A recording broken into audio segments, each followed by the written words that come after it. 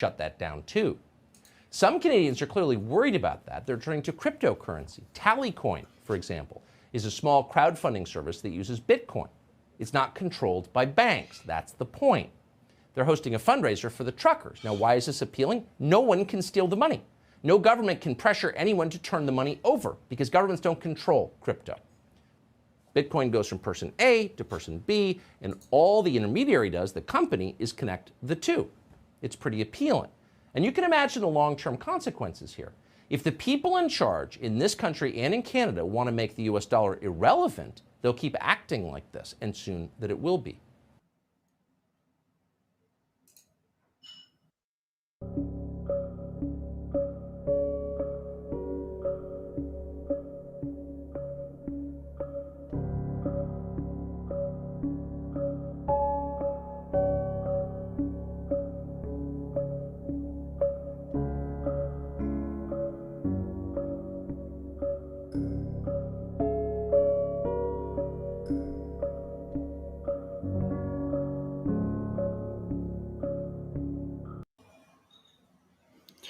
Happy Bitcoin Tuesday, freaks. It's your boy Odell here for Citadel Dispatch E54. Citadel Dispatch is an interactive live show about Bitcoin distributed systems, privacy, and open source software. Dispatch is 100% audience funded without ads or sponsors, and that's thanks to you freaks. So I truly do appreciate all the support you guys have been providing the show. It's not possible without you guys, and it allows us to stay purely focused on actionable Bitcoin discussion. The easiest way to support the show is through Podcasting 2.0 apps. My two favorites are Fountain Podcasts and Breeze Wallet. They work just like a regular podcast app does. You search Citadel Dispatch, you press subscribe, you load it up with sats, and you can stream sats directly to my node. You choose basically how many sats per minute you think Dispatch is worth. You can also support the show by going to citadeldispatch.com and using our integrated BTC Pay server, where you can contribute either via Lightning or on-chain. And I have a Payname, easy to remember. It's Odell. If you want to support through Samurai or Sparrow, the two wallets that support Paynames. Dispatch is broadcast via Twitch, Twitter, YouTube, and BitcoinTV.com, with all archives posted to BitcoinTV.com afterwards. It is also available in all of your favorite podcast apps. Recently, I've been you really shouldn't use Spotify, but the videos are also on Spotify because I have access to that. So if you insist on using Spotify, you can watch the videos there too, or obviously listen to the audio. With all that said, we have a bit of a tight time window here, so I'm going to get the party rolling. Once I forgot, but our live chat is through Matrix now. So if you want to join the live chat, go to citadeldispatch.com, click that Citadel chat button, and follow the steps. Follow the steps to install Element and sign up to the Matrix room. My dog only barks as soon as the show rolls, so I'm going to try and get into introductions really quickly. Citadel Dispatch 54 is about pruned nodes, utreexo, and validation. We're going to be going all over the place. We have an all-star lineup here. First off, we have Vivek here, return guest. How's it going, Vivek? It's going good, Matt. Thanks for having me on. It's a pleasure, as always. Thank you, Vivek. We have Sankit here. How's it going, Sankit? Yeah, I'm doing great. Excited to be here. My first time at the show. Cheers. Thank you for being here. We got Calvin. Hello. Also very excited to be on the show. God damn. We have Mario. What's up, Mario? Hey, how's it going? I'm glad to be here. Thanks for having me on. And we have Ruben Thompson. How's it going, Ruben? Hey, I'm very not glad to be here, but I'm here anyway. Ruben joined us last minute, and we're just kidding. No, this is great. We're very appreciative that he's here. To those watching the video, the picture that was posted in the live chat is the alleged Bitfinex hacker from 2016. She has a aspiring rap career, and that was from one of her rap videos. Wait, sorry, this is not a joke. That's No, that's Heather, and her husband got arrested in Manhattan today, and they seized 96,000 Bitcoin from the Bitfinex hack. That's amazing. That's just how I always pictured them. Right? No one saw that one coming. Before we jump into the tech, I mean, since the live chat brought it up with that eloquent picture, do you guys have any thoughts on that? I mean, I know we were talking about it a little bit before we went live, but this is the largest seizure in Department of Justice history, Bitcoin or not. It's over $3 billion. And now the American government is one of the largest holders of Bitcoin in the world, at least on a state level. Yeah, a couple thoughts, I guess. I didn't know, like, I've been off Twitter, so I didn't know the Treasury Department seized it. So I'm guessing Draper might win another auction again and have some nice, clean, quote unquote, Bitcoin to go fund companies. Wondering also whether this influences Bitfinex to play nice in U.S. jurisdictions to maybe get that back somehow. I don't know. Like, yeah, it's pretty interesting. Like, yeah, they just kind of lost that. That sucks. Do they deserve it back at this point though? I mean, I guess it was theirs, of course, but like they did raise funds from their users, right? In order to Right. I basically mean, you have sort of Yeah, a token. they So did it like would, that BFX token or something, right? yeah. So it just seems kind of weird to me. Like I don't know how the economics work out there, where they did that, and then they made their users whole through that process, and now they get this money. Like maybe that's right, but it just seems a little odd to me. well, not only did they have that token, right, which there was a little bit of funny business happening there because technically, I guess you could say they made their users whole because technically, if users waited on the token, it accrued enough value to make up for all the money that was lost. But most people just sold the airdrop token immediately. So I think Bitfinex was able to basically give a massive haircut to users, but like on an optional basis. And then there's another interesting element here that after that they launched their Leo token, which is their exchange token, modeled after like a BNB or um, FTX's token. I don't know. All these exchanges have tokens now. Yeah. And that Leo token pumped today because they announced that if they do get the money back, they're going to buy the Leo token and burn a bunch of tokens.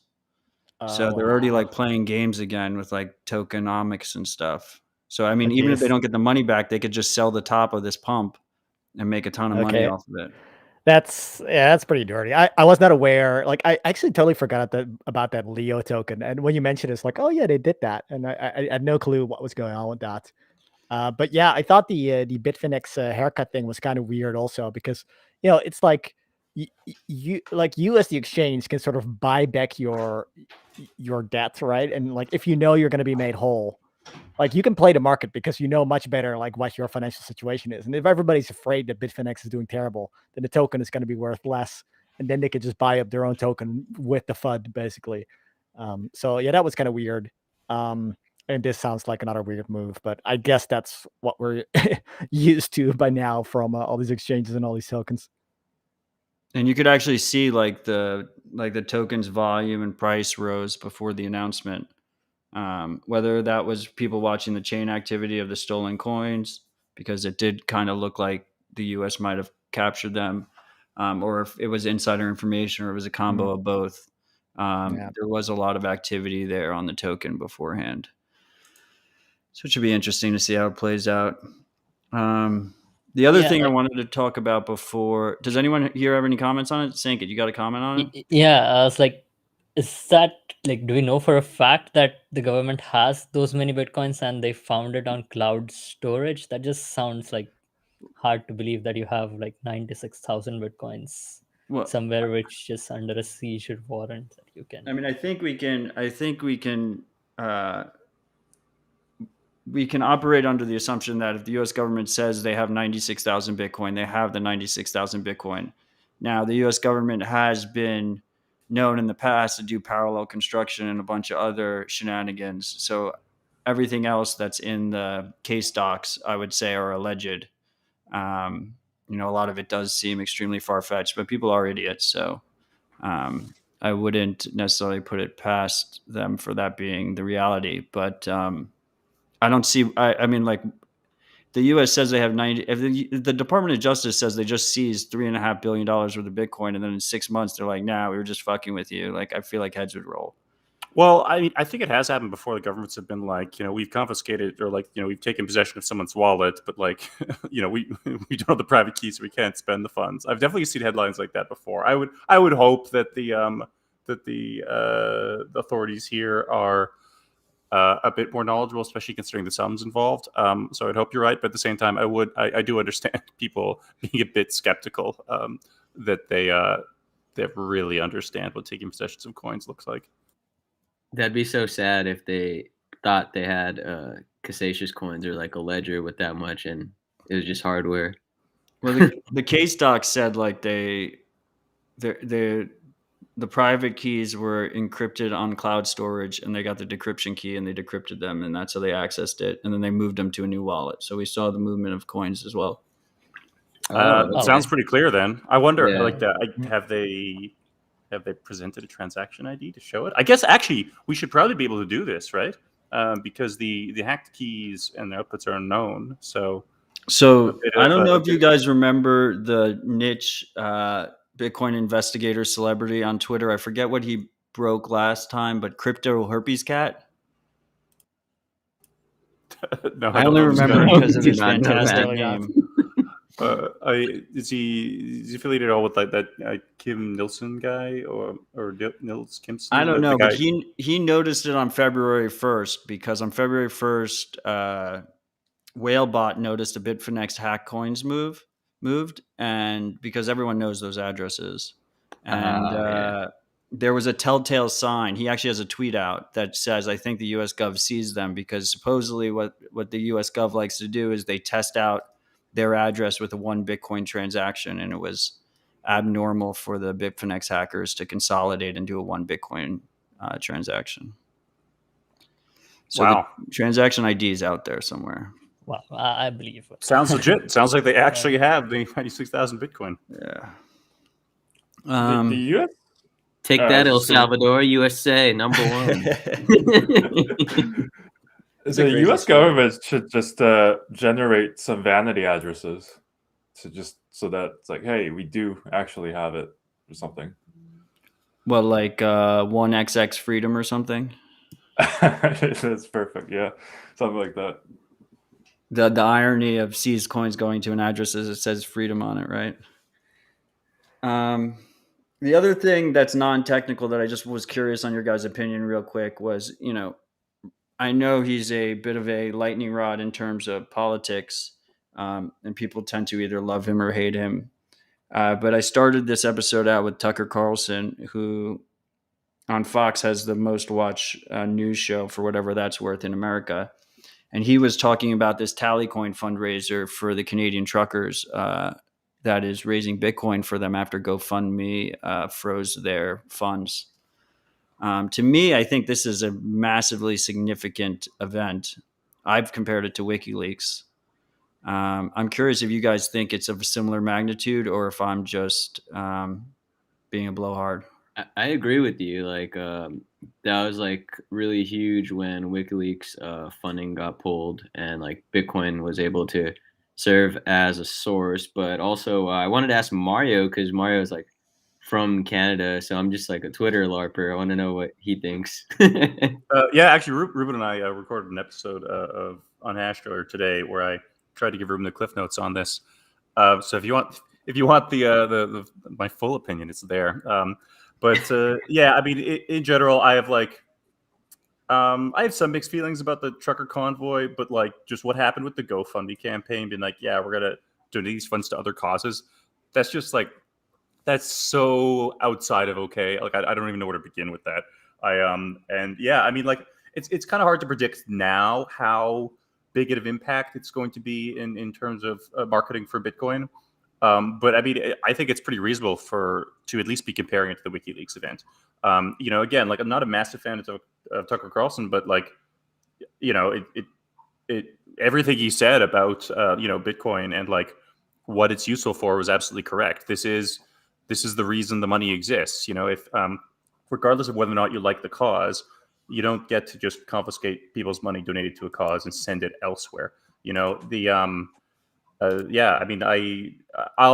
sure that this is going to get a lot of people at least paying attention to Bitcoin, and it speaks, it proves its main use case. So yeah, I think it's pretty huge. I think like Taj said, like Bitcoin is for enemies. So like freedom that Bitcoin provides is not just for me; it's for everyone, right? So I think this shows that well. Yeah, I mean, it just seems like such an obvious use case, and I feel like it is waking people up, at least people that support free speech and protests. I don't know. It should be interesting to see what kind of momentum has. Humans are funny, right? Like the first thing that happened was, and Tucker mentioned it on his clip, was a different centralized traditional financial crowdfunding platform, Give, Send, Go, that brands itself as the GoFundMe for Christians, has gotten the majority of donations in the wake of it, right? Like they have like $5 million or something, and we're at like 11 Bitcoin or something like that, 12 Bitcoin now, which is like 550K or something like that. Still substantial amount, and hopefully the whole thing doesn't blow up because it's being held in multi-sig by like 4 Bitcoiners, and I would not want to be them right now.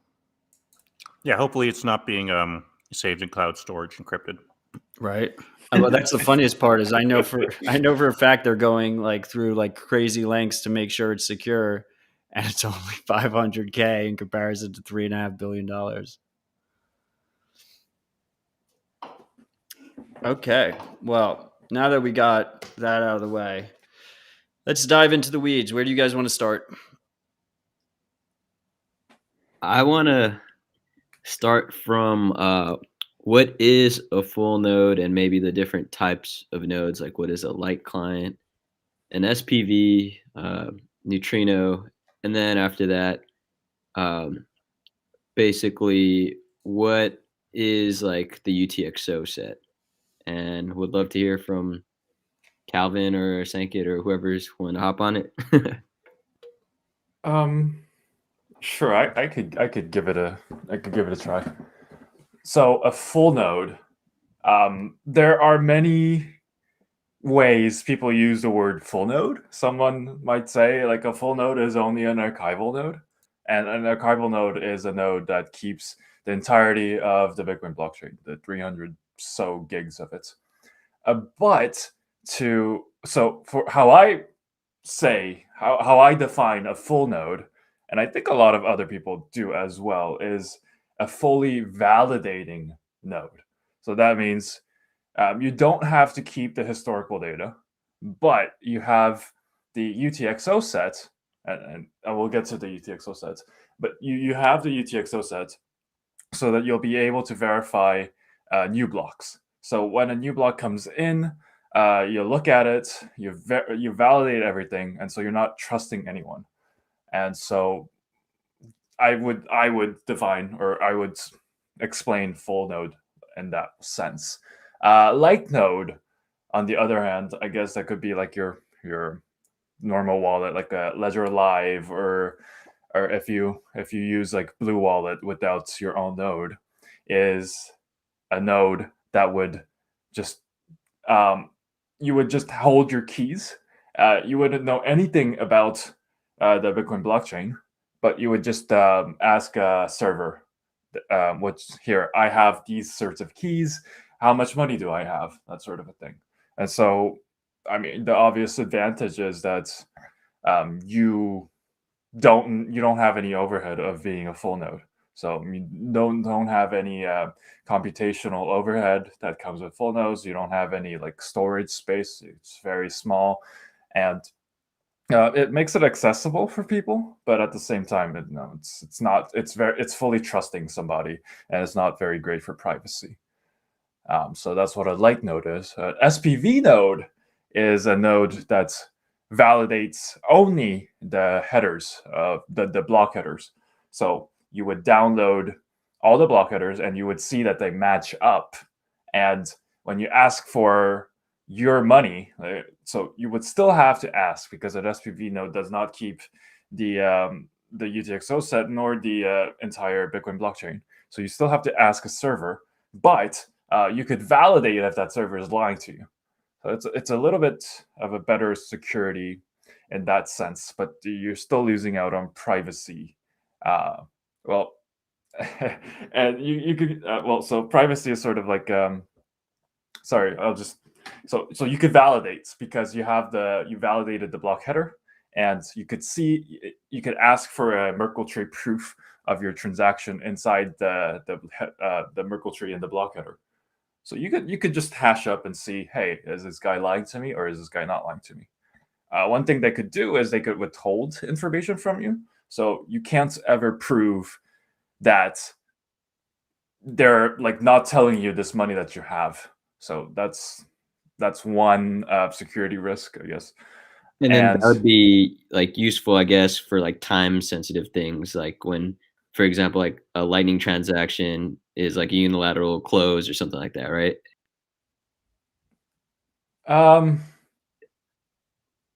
Yeah, I don't know too much about that, but Ruben, I don't know. Anyone else? Well, I guess like, for a Lightning node, what you really want to know is whether that transaction is appearing on the blockchain or even in the mempool, I guess, that somebody's about to close or has closed your channel, and you need to be notified of that somehow. And sure, you could trust the light client to do that for you, but then if they don't tell you, then you won't notice that your channel is closing, and you might be in trouble. So always the the trustless option is to just run your own full node, right? Then you can be certain that what the state is. But yeah, I mean, I don't think it's unreasonable to trust someone else to do that. But the problem is sort of like you can do that for smaller amounts, but as a whole, like if the entire network starts to rely on these assumptions, if the entire network, everybody runs light clients, nobody runs a full node, like that's when you're in trouble, right? So it's sort of the kind of thing that works as long as not too many people or not too much value does it. Um, and then with SPV wallet specifically, I guess I would add that you're also implicitly trusting the miners because you're checking the proof of work. But then if the miners, they could theoretically create fake blocks. And then if you only check the headers, if you only check the proof of work, basically, they would sort of implicitly trust whatever miners mined, and they could still theoretically lie to you. But in practice, if not many people do that, there's almost no incentive for miners to do that. So, again, it works as long as not too many people do it. Gotcha. And I guess like we briefly touched on privacy, or Calvin did. What's the difference between like a bloom filter versus like the new like compact block filters? Right. Calvin, can you explain the bloom filters maybe? Yeah, I could go a little bit at bloom filters. Bloom filters it's like a sort of a data structure that you learn in computer science, and it's mainly used for bloom filters. It's basically like a filter. So you could try. So if you have some data, you could try to see if that data exists, and I think it's a yes. Forget which one it is. Sangat, do you remember? I think it's like yes, it absolutely exists, and like no, or maybe it doesn't. Should not exist have or something any like that. false positives, if that's what you're referring to. Yeah, there we go. But so it's used for databases to just sort of see if it's actually in the database, and if you get a maybe, it's like, hey, maybe it's in there, and so it's like then you look, and so it saves on disk space if someone's asking for data that's not there, which is possible, it'll help. So that's bloom filters. Bloom filters. Oh, sorry, Taj was telling me that we got it wrong. Okay. So maybe it's there, and it's definitely not there. Bloom filters. There you go. Thanks, Taj. But just to clarify, it's a way of pinging a database to find it if there's data, if some sort of data is there, but also without revealing what specific data you're trying to find out. Is that correct?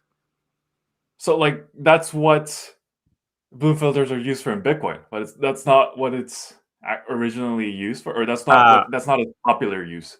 Okay, so you're describing just bloom filters in general. Okay, Yeah. got it. So it's like bloom filters literally just tell you, hey, it might be there, and it's definitely not there. So if it's definitely not there, you shouldn't look in the database, right? Because that's more costly operation to go to the disk. So just check really quickly, and if it's not there, you don't go. If it's maybe there, then you check. So that's what bloom filters are. Bloom filters were used for SPV. I think they're still used for SPV to sort of hide what transaction you're asking for. So when you're an SPV, as you said, you need to ask a server, or you need to ask a node. Hey, like, I have these sorts of private keys. Please give me information about these transactions in a block, or if I have some UTXOs to my key. And you ask in a way, so you send the entire filter, and then you sort of fill up the filter so the receiver can't really tell. So it's harder to tell. But problem with bloom filters is that the filter gets dirty and privacy breaks up. So the compact block filters that Neutrino implements sort of solves this problem. I forget how it does, and it's better privacy. So it's harder to tell as a node if someone's asking, if someone gives you a compact block filter. The compact block filter doesn't have the problem of getting dirty, and so, which is an inherent problem with bloom filters. So it's better privacy in that sense. Yeah, so the thing what it does is the compact block filters, they turn it around, whereas with the original bloom filters, what you would do is you would set the filter, and then the full node would fetch the information that you need based on that filter. What happens here is that every full node creates one filter per block, and then you can ask for that filter, and then you can check for yourself whether or not the transaction that you're interested in is inside of the block by checking with the filter. And this makes it so that you don't really give any information to the full node about like what you're looking for. All that you're saying is, okay, give me the filter of every block, let's say. And then you check all the filters, and then you find which blocks you're interested in. And then you go, and ideally you're connected to multiple nodes. You go to every full node and you request a block, you download the full block. So even then, that full node doesn't really know what data specifically you're interested in. They just know, oh, you're downloading a block, and that's not weird because every full node is supposed to, especially if you're doing IBD or something. If you're a new node and you're starting up, it's not strange for someone to want to download a block. So it just preserves your privacy a lot better that way. So I see. Yeah, just interjecting one. So when I was like keeping up with neutrino stuff, like as in I was reading that up, why was there objection to like not have this in the like in Bitcoin Core, or like was there any issue with this? Yeah, I'm not sure if I fully remember, but there were a couple of discussions. I mean, one of the discussions was that whether or not to implement this as a well, you could commit these filters into a block, right? So that would be one thing, and you can probably, I mean, you probably know what the issue is with that, but maybe just to say it also in general, is that now you're sort of committed to this specific filter, and then if it turns out that you want to use a different filter in the future, or there's a better way of doing things, now you have to keep supporting it because it became a consensus rule as soon as you implement it into a block. You commit it into a block, and everybody downloads and validates it. So that's sort of the main thing I think that people were sort of hesitant to support. And then I think the second thing is that the question was sort of like the degree to which they wanted to enable people to just be able to download these filters from anyone. And I don't know exactly, but one of the concerns I think is that you can't really check. I mean, that's maybe not related to this specifically, but you can't really check whether or not someone who sent you a filter actually sent you the correct filter. Like the only way to check that is to create your own filter. And the only way you can create your own filter is by having a UTXO set, which means you have to run a full node yourself. So there's some awkwardness with that as well. That's about the extent to which I notice, but there must be more to it, but that's what I know.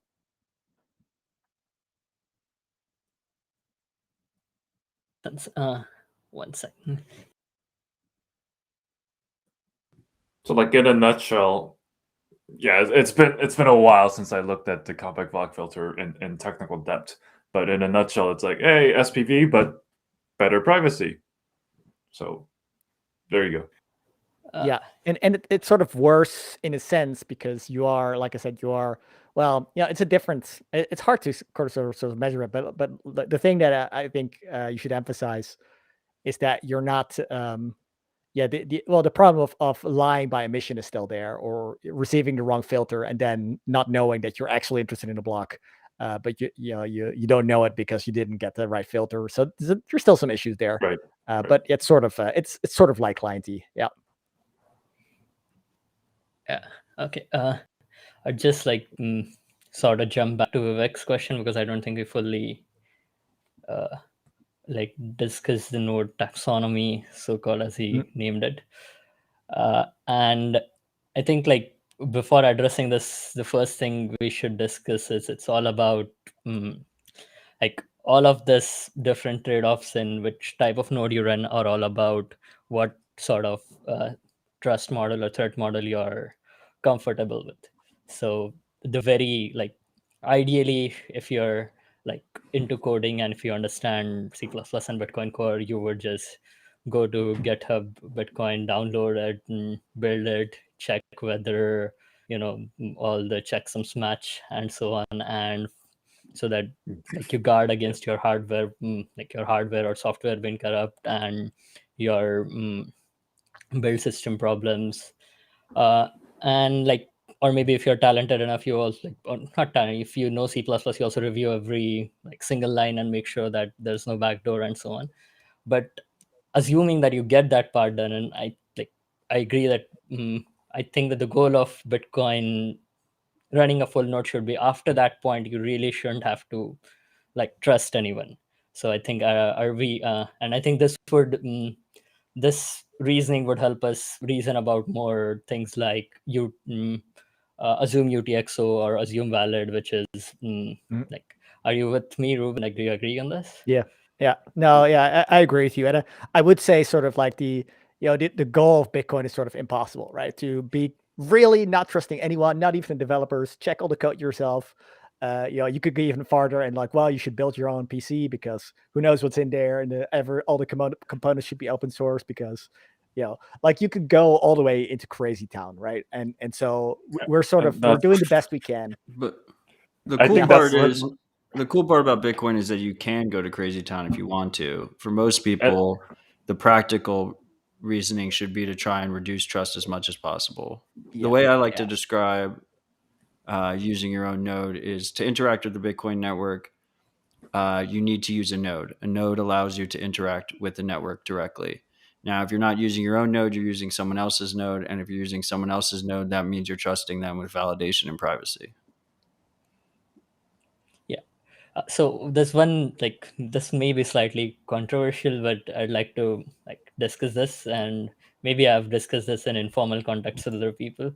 Like the difference in like running a full node just for like sake of running it and actually using it to verify incoming transactions is like, there's a big difference in this. Like if you can just spin up thousands of nodes on AWS and can call it contributing to the network, and that really doesn't add too much. But unless you're like actually receiving, your wallet is either you're receiving transactions or you're connected, like verifying that your transaction is in a block which is validated by a node, then it has some value to it. And that's so I just want to just interject for 1 second. And if you have a fast enough internet connection, just running a node, just running an archival node, for the sake of running an archival node, it probably helps. Because I saw a Lops post saying that the bandwidth, well, IBDs have sort of been not slowing down, but it's slower than it should be because these nodes can't find fast enough peers. So, anyways, so just putting that there. Sorry. Go ahead, Sanket. What Yeah, about the peers in the network itself? Like if it's a bunch of Raspberry Pis that are giving you your blocks, is that desired? Sure. There are like okay, let me so there's two ways in which you would like primarily interact with the Bitcoin network. One is when you like want to check a transaction which you which you received, and if it is there in the blockchain and it has sufficient confirmations and so on, and that is that is for me the primary use case. And the other thing is when you are say sending transaction, if you like broadcast it via wallet or some other software, you lose some by using your full node to broadcast things, you have more privacy in terms of when you actually broadcast your transactions. And so those are those are two ways in which you would use a full node. If you're a miner, you have other nodes, that's a different issue.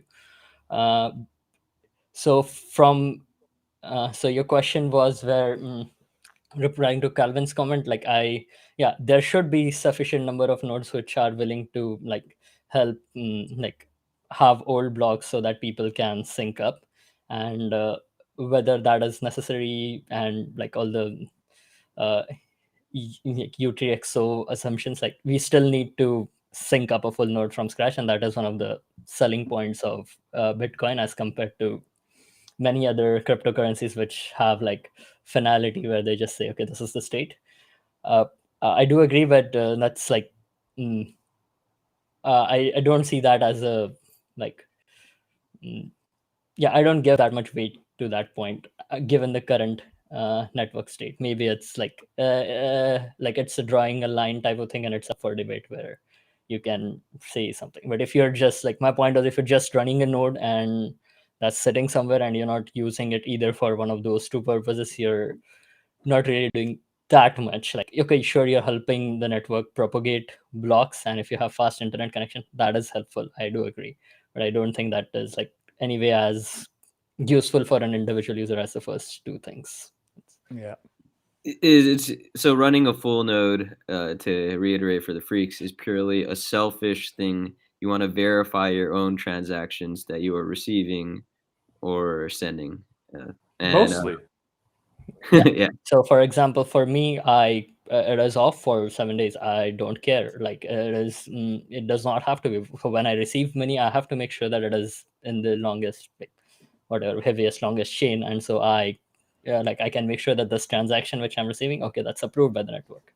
And that's that's how we should reason about these things. But then there's the privacy component too that we can't discount, because I feel like Bitcoiners historically have always talked about the verifying and validating aspect.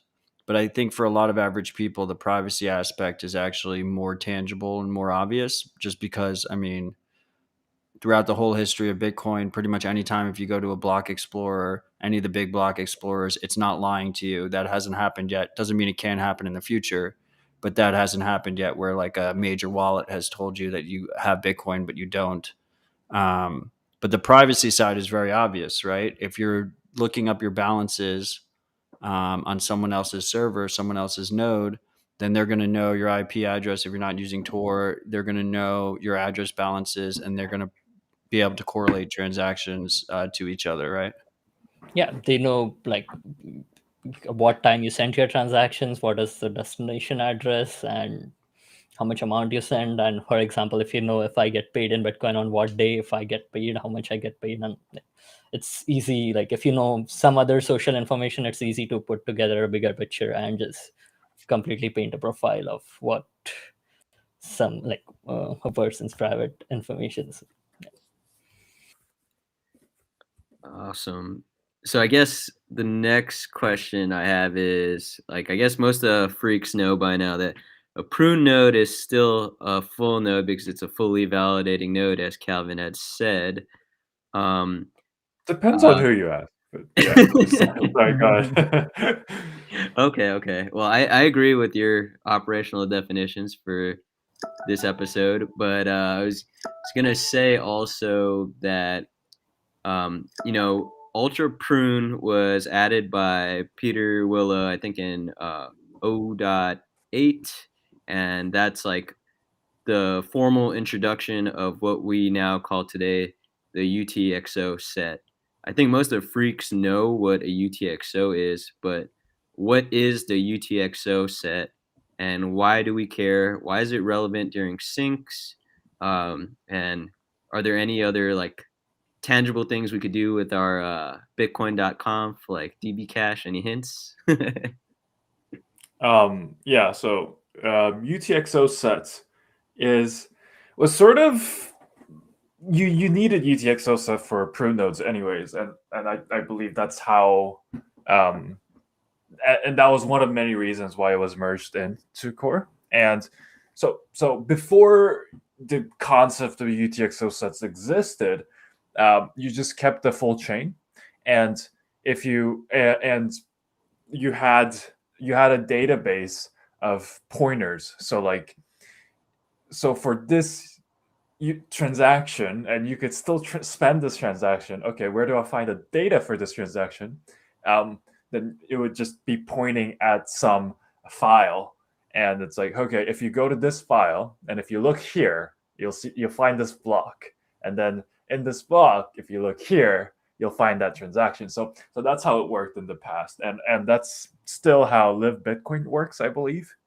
Live Bitcoin is an alternative implementation of Bitcoin, and so before, that's how everything worked. But for prune nodes, you can't do that, because if you start deleting historical blocks, you don't have the UTXO set anymore, or you don't have the data that you need to validate.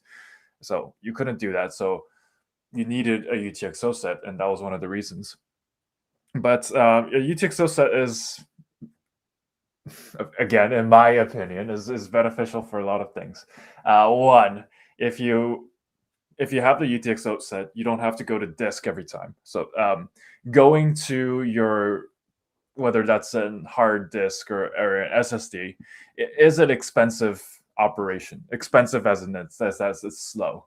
And so if you have a memory cache, like a little bit of your UTXO set in your memory, that's a lot faster of an operation. So when you first sync up in your Bitcoin.conf, as you said, there is a optional setting called DB cache, and if you increase that, what you do is you end up increasing the memory usage, and so you keep more of the UTXO sets in your memory, and that will speed the initial sync, the initial block download, by a lot. So that is one of the benefits of the UTXO set. I also think it just makes sense in terms of memory hierarchy architecture in Bitcoin Core. So, like, why would you not? That is the most expensive operation. Why would you not have this in-memory cache? And so, yeah. Anyways, hopefully I explained the UTXO set good enough. Anybody have? I thought it was a pretty good explanation. Maybe one thing to sort of add or rephrase would be that, like, the UTXO set is sort of the minimum amount of data that you need in order to validate the next block. So when a new block comes in, really what you want to know is, are these transactions allowed to happen? And in order to know that, you need to check with the UTXO set. So that's sort of what I would say, maybe at a high level, to sort of summarize it. Yeah, if you're into like computer programming, like UTXO set is like the state of your Bitcoin node. Like that's how. Yeah. And with every block, you keep on updating your state, which the UTXO set is Bitcoin in a sense. Yeah, I think that's fair to say. So So everyone has the UTXO set that runs Bitcoin Core, or I guess like the later clients that added this after 0.8. How does Dust and op returns and the old legacy multi-sigs affect this? Do we keep those forever? So Dust goes into utreexo set because it is still spendable. It's just Dust is also not a consensus rule, right? It's so when you Yeah. try to spend transaction that's too small, it's not. So you can do that, except so that is a possibility for spamming. So Bitcoin Core has A relay it's policy, right? yeah, it's a policy that's it's like, hey, I don't. So it's like, are you really trying to spend this, or like prove to me that you're really trying to spend this by show me the intent. So basically, it's like pay enough. If the amount is too small, then like are you? I think you're just trying to spam, that sort of a thing. Yeah. So just So to clarify, you probably meant it, but like the outputs are not allowed to be small. You can yes. you can spend a small output if it's already there, but you're not allowed to create new ones, or at least that won't be propagated over the network, even though it is technically legal for a miner to add it into a block. Yeah. So like if you want to do it, you could send it directly to a miner, and they could mine it for you because it's not against the consensus rule. Yeah. So Fun is it fact: you could desir- even create a 0 Satoshi output. so is it Yes. desirable though that the UTXO set grows in size? Like, are there any like negative network externalities? It's now we're getting into so we don't know if the UTXO set is too big.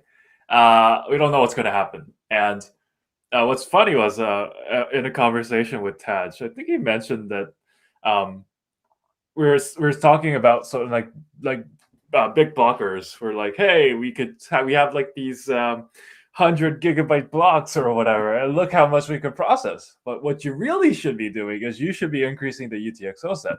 You should have a chain that just has a huge bloated UTXO set. So right now, Bitcoin, it's about 4 GB, and it already is the when you first do the sync, that is already the one of the biggest slowing down factors. So it's one of the biggest overheads.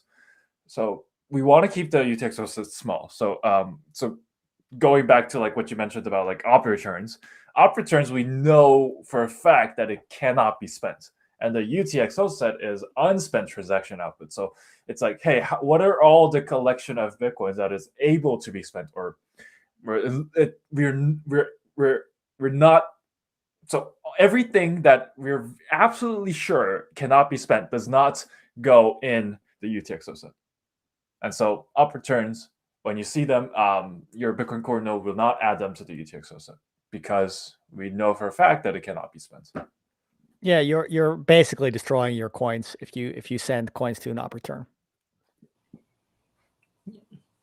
So, I mean, just to reiterate, the entire motivation for having a UTXO set is fast validation, right? We want to verify blocks as soon as possible, and there have been like improvements where, like even SegWit or P2SH in some sense, where you like where you disallow random things in like bare script pub keys, like which is just to make the size of UTXOs smaller, and so that you can have more of them in your memory and you can verify blocks faster. So all of these improvements have like all of these in the bigger picture just are to verify blocks as soon as possible.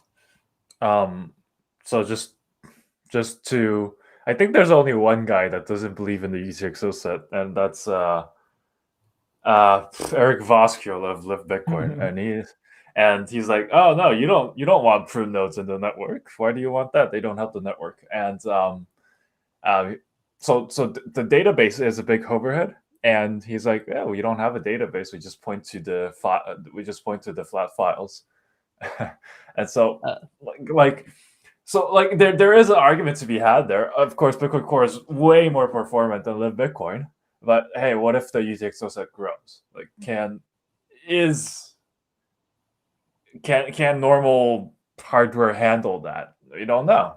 Maybe not. I mean, no one's really tested that. So I mean, if you're a miner, you'll probably want to use the UTXO set. yes, if you're You cannot risk losing your yes.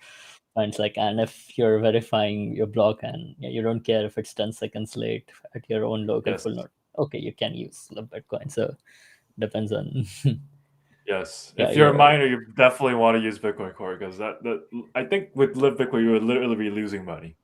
No, you should use knots to mine. that is You could. Bitcoin for. You could. Yeah. Anyways, I think this is a good segue to utreexo because I think of the UTXO set being useful because of the prune nodes, and utreexo is almost like a pruning of the UTXO set. I don't know, maybe that's a bad analogy, but can you explain more? I think that's a good analogy, and it's so utreexo is so literally utreexo is just a fancy Merkle tree. I explain it as a fancy Merkle tree. Tad just in the chat. I don't know how he feels about that definition, but it's literally fancy Merkle trees. So what we do is we Merkleize the UTXO sets.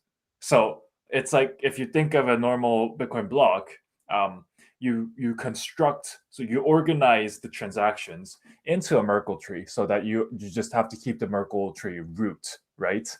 That's the same exact idea, except there's so utreexo is fancy. It has a little more operations, little bits here and there, but the idea is the same in that, hey, let's take the UTXO set, let's put that into a Merkle tree, and we only have to keep the root or roots in the case of utreexo.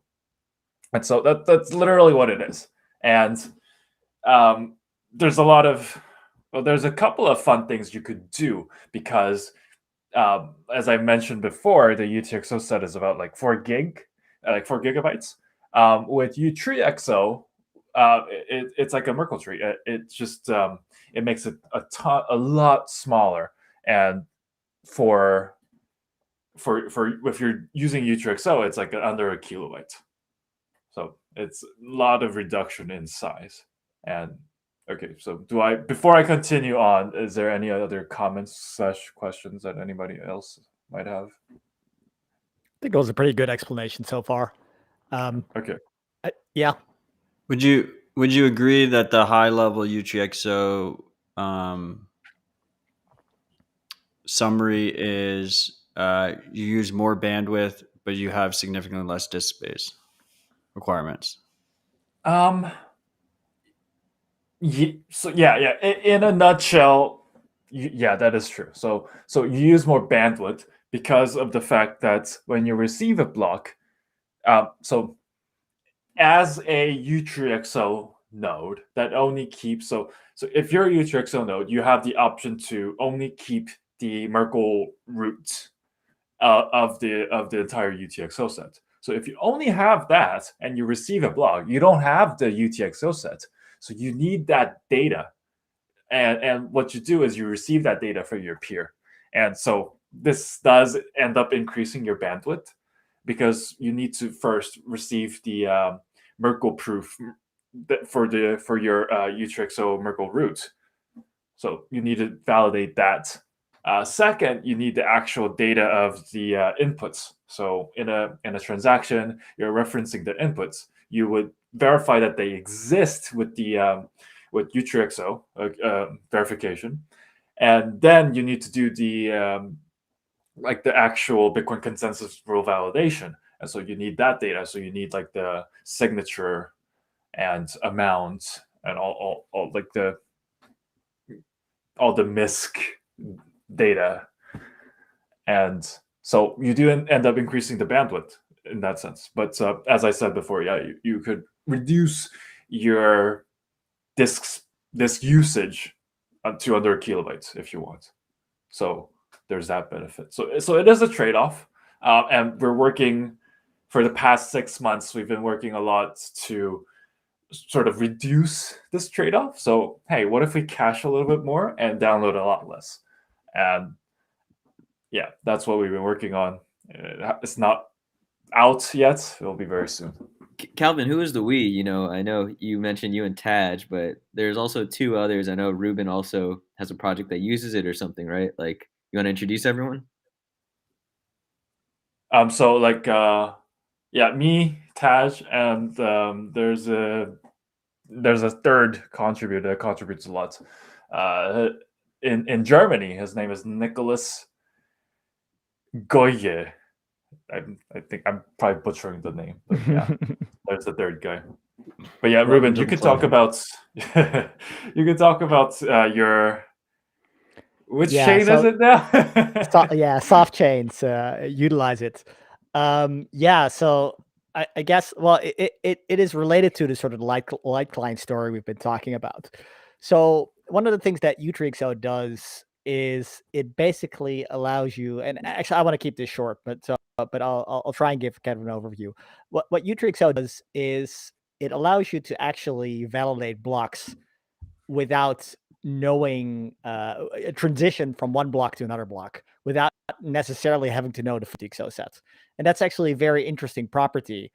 And so I came up with a way to sort of do a light client validation that is actually very close to running a full node. But it utilizes this utreexo property of being able to validate a transition from one block to the next.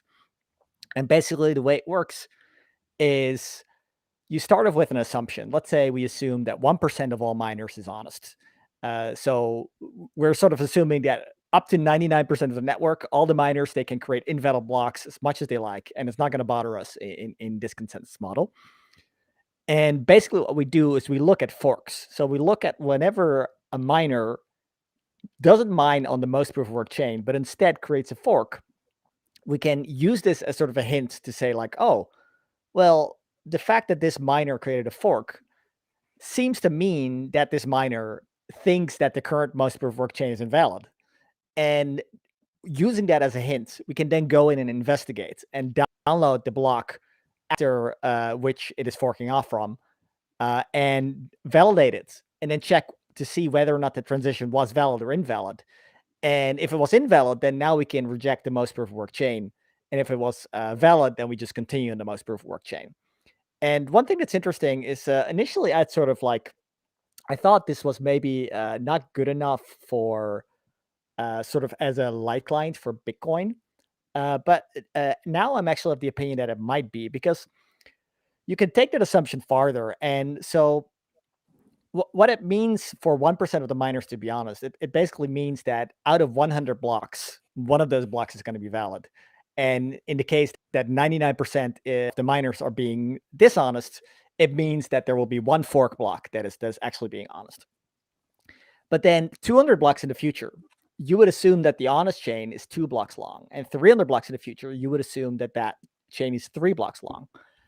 And so what you can do is you can start running, you can download all the headers, and you can download all the forks of all the headers. So you download literally all the block headers, even the ones that are not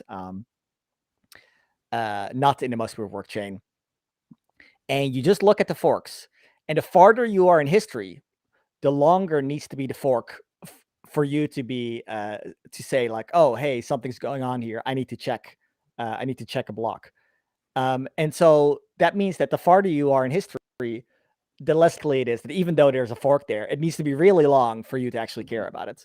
And the closer you come to the actual tip, well, at the actual tip, you can just download the last 100 blocks, and you can be actually certain that those are all valid.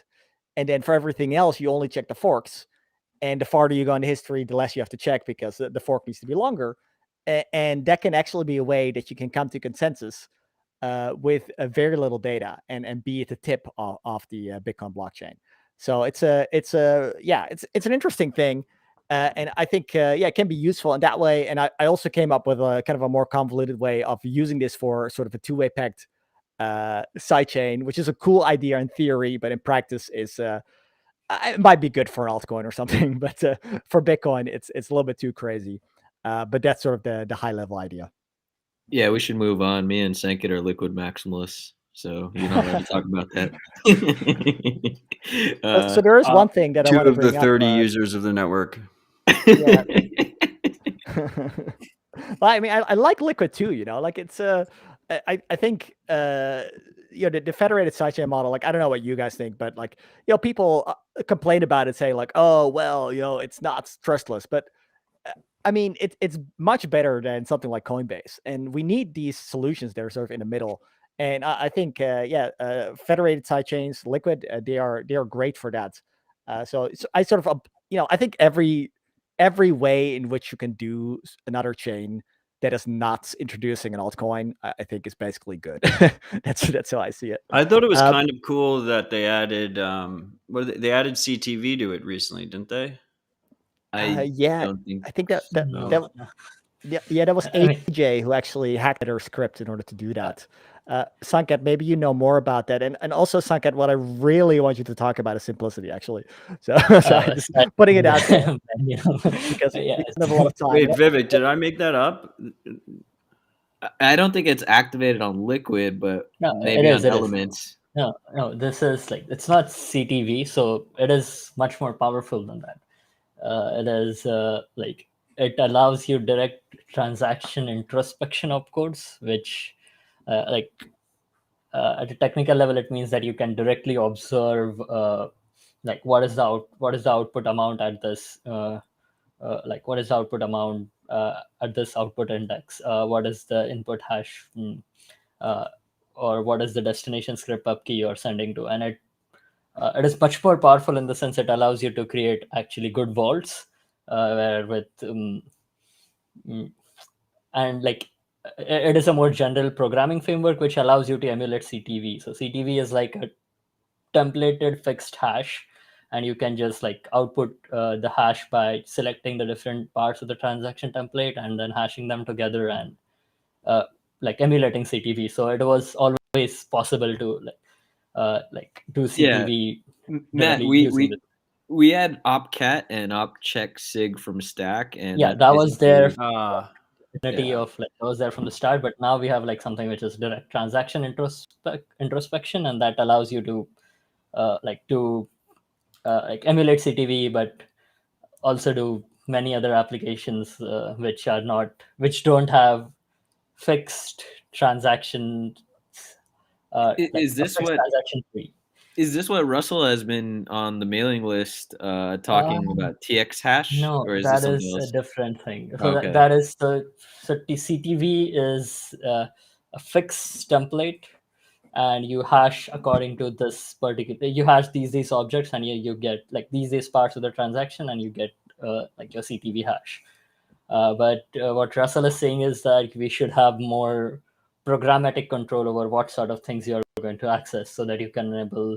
It is a more forward-thinking way of we can have like more applications, not only just like CTV. So it is a programmatic approach to like having different things. So it is like, and this is still different from like introspection of codes. So like I won't dive too much into it. Just to give one example of differences with CTV, you need to have all your possible outputs of all your possible states of your transactions pre-decided. For example, if you're using a vault, then you need to know that you are going to withdraw 0.5 Bitcoin always, and that's like a severe limitation in some sense. Like the price of Bitcoin might be something else. You might want to withdraw 0.501 Bitcoin or something else, and it's just severely limited. But with like arithmetic opcodes and with like transaction introspection, you can have like a dynamic wallet, which is more sort of something how would you use a wallet, like withdraw how much you need and know without knowing in the future how much amount you're going to need. So that's just like one difference. That's yeah. Yeah, it's very interesting. Yeah. So Sanket, I'm also wondering, like, do you have an opinion on like OpCTV and AnyProvout versus TX hash and checksig from checksig from Stack Verify? So, yeah, or I maybe you don't have they a strong opinion verify. on that. But that's okay. I have opinions on these things, but okay. So let me Just give me 10 seconds to organize it. So yeah, It's about to get spicy, Matt. It's about to get spicy. So maybe okay. to give Sanket a second and just talk about it a little bit, what I'm sort of like asking. So we currently have a discussion on whether or not OpsCTV could go into the next soft fork, and there's any prev out. Both are interesting functions. One is sort of like a very fixed covenant that Sanket just explained, and the other one is kind of a way to do sort of transactions that are a little bit more loose. So you can spend you can create a transaction that spends an output, but it doesn't specify which output. So you could sort of like, it becomes more loose, and that has some advantages for Lightning in particular. So recently, Russell O'Connor put out a mailing post basically arguing, well, we can get both of these features in a way that is sort of more flexible by creating these two codes that are slightly more expensive. They're a few more bytes in terms of transaction size, but it's much more flexible, and it allows us to do more in the future. And my personal concern, and something that I want Sanket also to comment on if he has an opinion, is that I'm noticing sort of this fight here, this battle between, okay, are we going to try to be very forward thinking and add these new features and really, even though we don't have a use case for them yet, kind of prepare for them already? Or are we going to be very use case oriented and just say that, no, we just want OpsCTV because we want to do this and this. No, we just want any prev because currently we want this and this. And then maybe in the future, we do a complete language overhaul, something like Simplicity, which is kind of an alternative scripting language that hopefully we'll get into in a second, and sort of not worry about that today. So with that, Sanket, please tell us your thoughts. Yeah. So yeah, first let's start with like check template verify. Like I have like the idea is good in person. I like the idea. The idea is technically sound, so I will get two things out of the way. Like I don't have any technical objections to it. So the question, yeah. So the question, like the main question is, should we soft fork that into Bitcoin, and should that like what should be our stance on this? So there is I'll first go into like the more sort of social argument, which like I'm not taking any side, but I'm just saying this is thing which we need to discuss. Like this, so this opcode upgrade is not as big as Taproot, like for example, or SegWit.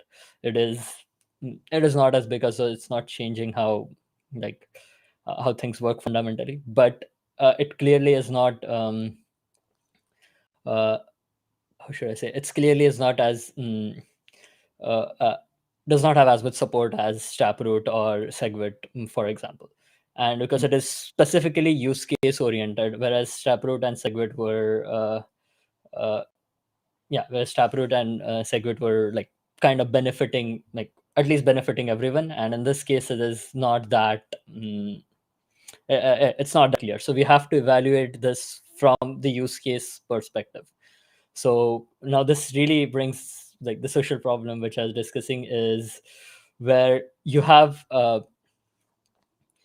like now certain set of Bitcoin users want this application, and should we include this, and is that worth it or not? That's the question. When it does not affect, where it like doesn't directly touch most of the Bitcoin users. So okay, where I was going with this, and so because it and this also sort of sets the precedent in future for how do we want these things to how we want these things to change, like how do we want future opcodes proposals. So all of these critics were not in particular critics of CTV in general, but those were just like observations about an upcoming soft fork in Bitcoin, which is like not unilaterally, like which does not directly benefit everyone, for example Taproot. So we should really like have more, and this will sort of set the precedent in future for how do we want to do these things. Now I personally am of the opinion that we should be more liberal towards opcode activations. Like in general, like it's not as big of a change as like Taproot or SegWit, so it should not have that high bar.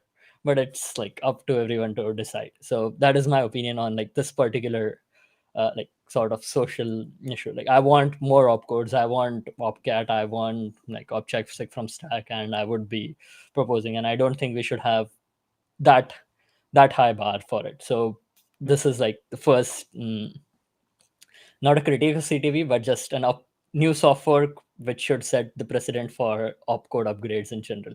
And this was not the case for like, I think AJ brings this up, was not the case for previous opcode upgrades like CSV and CLTV, which were like Bitcoin was still big, but it was clearly, and it was driven by Lightning Network, for example, CSV upgrade.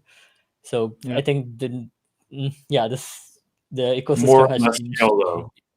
Yeah, ecosystem has changed significantly. Now towards the specific things of CTV, where so one of the things I dislike and which I which I should really find time and write down more concretely is it is explicitly designed with the goal to avoid what we informally call recursive or unlimited covenants. People think those are dangerous, and they have some arguments for it, but I am like with time I have learned to appreciate that, and like after talking to numerous people, like that those really aren't that dangerous, and we have good rationale for having recursive covenants, and we should really if we are going to have this recursive covenants, for example, that is the solution which I am personally interested in. Now, because it's in the first, we have evaluated that we should really like judge this opcode upgrades by use case basis. And for me, like an vault where I can just withdraw fixed amounts is really not that interesting. Like I really want to have a more dynamic vault where we can like, because no one really knows the future, and you cannot really say that I will always want to withdraw this much amount. So it's and with recursive covenants you can do like you have more possibilities for like doing things than just a fixed template. And even the changing the amount doesn't require recursive covenants, does it? Or Sorry? are you? Well, specifically the example you're giving, changing the amount. So having something like OpCTV, but the amount is something you can change. For instance, that would not require recursive covenants, right? I think CTV, with everything in CTV, you have to know in future for all your transaction templates. Like you have to know all the possible that is outcomes. correct, yeah. So you can say like it can be 0.5 or 0.25 or it can be 0.1. Like you can do all these like weird, but you have to enumerate all of your possible. So simplest way to like understand CTV is like it is like pre-signing a transaction, but with consensus support. Like everything you could do with pre-signing transaction pre-signing tricks, now you can do with like CTV. No, but that was what I was asking. Like, so what I was asking is, you're saying I want recursive covenants because then I can have something like an output where I send money, but I don't have a fixed amount. I can still change the amount at spending time. But I'm saying that's still not an example of a recursive covenant, right? Yeah, that's still not an example. But that's like it's not a recursive covenant. That's I would say not a covenant where you don't enumerate all your possibilities at creation time. Like that is what but the way in which you would do that, for example, transaction introspection, that could enable recursive covenants. And with vaults, for example, you would want some sort of like recursive covenants to enforce that things go back into vault under the same policy. So it is like that is so again it's so do you really like so again that personally that brings me to the question, should I be advocating for CTV? Because I don't have anything against it, but those are not the use cases which I'm interested in, and that is something like that is something which I have to decide. But on the other hand, I do also think that the bar should be lower than that for like Taproot, for example. That is just my opinion, because we have all these op success and all these all upgrades, and we definitely want to use them. So there is a thing, and soft forks also have this like coordination issue. So like, is it if we are really going to have this sort of recursive governance, like CTV still useful, and do we do have to go through this process again? And like that is basically, I think, the mailing list conversation. Yeah. So okay, but that's interesting. So is it because of the recursive confidence and the possibility that that might get added in the future, or that's at least where you want to head? Is that why you prefer something like TX hash? Is that right, or am I not summarizing correctly? Yeah, that may, so for ideally, like, this may be a bit of a personal shell. Ideally, I would want like something which we did in Elements, like where you can like where you can have direct transaction introspection, and that just gives you more programmatic access to do different type of governance. Like that is what I would want personally. But and that's obviously Bitcoin doesn't work that way, but I would have to Sure. yeah. Yeah, So, but okay, but you're okay. So you actually sort of have apathy for the entire the current kind of line of software, so OpsCTV and any Provout as well, I guess, to some degree. You're just not super interested in them, but you're interested in something that's a bit more powerful than that allows more flexibility.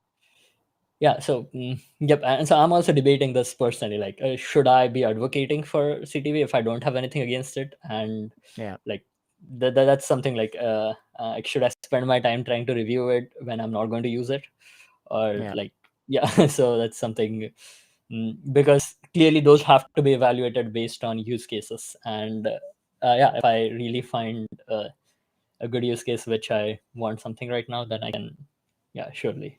But I guess what my original thought process was, where I went down this tangent, was like, isn't this the perfect use case for a federated sidechain to basically test out for us? Yeah, it is possible. Like I mean, it is possible to build applications, and you can write like applications today which emulate CTV and just do it. But like, is Liquid too divergent from Bitcoin to be a good test bed for it? Like, should we have another federated sidechain that's basically like Bitcoin plus controversial changes?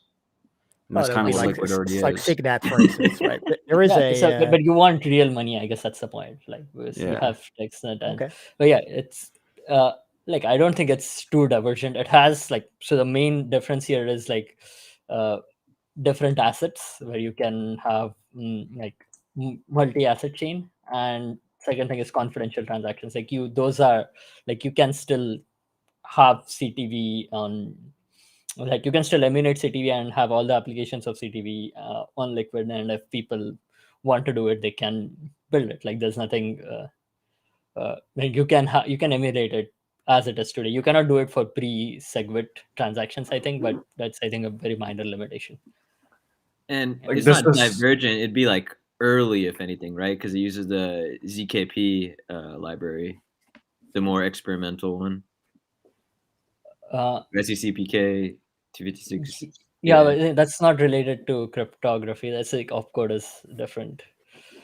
Yeah, it's not just Elements and Liquid in general, like, I guess, diverging from Bitcoin. Yeah, they do that. Like, so there is like a big so the problem here, I should say, like the decision here to be made is, if you are a testbed and it is a real money, you deploy something which is consensus critical, and then you cannot change it. So for example, and this is a decision which has to be made on case by case basis, but for example, you have a new opcode and you want to test this on you want to test this to like test this on Liquid, then you would then you would give a spec, you'd implement it, and now it's in Liquid consensus. Now you change it, and then suddenly the behavior for based on like feedback or real life data gathered, and then you have different versions on Liquid and on Bitcoin. That is one possibility, but you can like that can be evaluated on case by case basis whether that's worth it or not.